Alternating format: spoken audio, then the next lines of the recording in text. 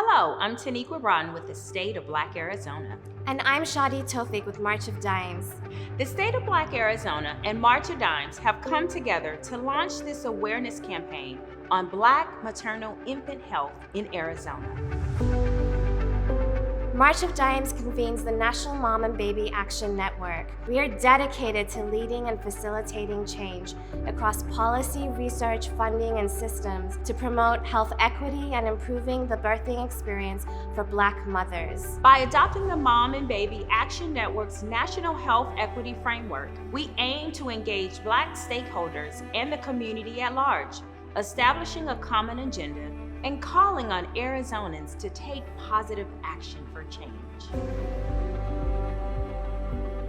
We like to express our heartfelt gratitude to our major sponsors, Arizona Complete Health and Blue Cross Blue Shield, and to those who generously funded and/or actively engaged in bringing this project to fruition.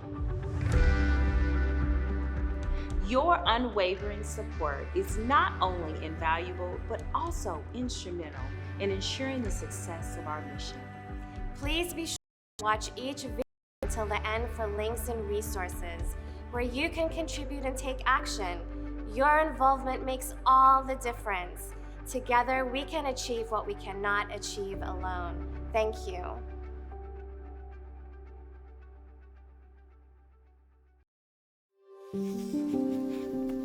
Isabel Wilkerson wrote a phenomenal book called Cast. She makes the analogy of an old house. You've inherited an old house. You didn't build a house. You weren't even there 50 years ago when no one repaired the roof or the crack developed in the foundation or the pipes burst in the walls. But now it's your house, and it's for us to work on fixing it.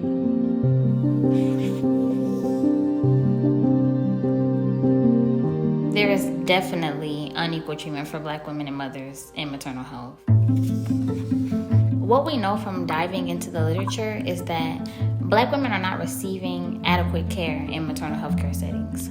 Oftentimes we hear they're presenting to the hospital and they're not being listened to. We're seeing that they're dying 2 to 3 times that of their white female counterparts when it comes to pregnancy. America is number 34 on infant and child mortality in the world. If you're an African American in America and you're a country, you would be down near 70th. We die twice as often as everybody else in America. Watch this though. If you're an African American and you're taken care of by an African American doctor, you'd be the 15th country in the world. Now, why would that be the case? It is attention to detail. There's racism still to this day in the United States. We know that it's a systemic racism, the racism that oftentimes can be in the form of implicit bias or unconscious bias. Coming from doctors, they're coming from nurses, people that are supposed to be taking care of our Black women. As an example, many people have thought that the pain threshold for Black people, Black women in particular, was much higher. Your pain is not as significant as you think it is. Your cramping is not as significant as you think it is. And be sent home only to deliver precipitously in the car. That happens more than you think it does. It happens a lot. A lot of folks will be in denial and say, well, we don't have a problem here. That's actually one of the ways that racism operates. You deny. They put their data in front of the clinicians at their hospital and immediately they close the gap. Once people said, oh my God, are we doing that here? They started to listen differently. We have to be aware of the fact that certain populations may require more closer monitoring than other populations. Researchers can take that and they can turn it into something greater. They can turn it into training programs that they can test and see, does this improve outcomes for Black women? With regards to race, we've tried and tried and tried. And what we have to do is legislate all the things that we want to get done. Healthcare in this country should be unrelated to your employment or your economics. And it should focus on health, not selling medical services.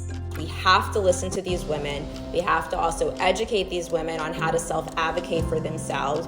They are at the greatest risk largely because of racism. We have to become more comfortable in having these conversations so then we begin to believe these women.